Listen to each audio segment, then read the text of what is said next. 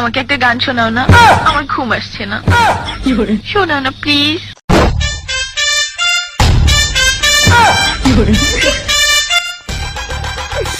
তুমি আমার কাছ থেকে গান শুনবা?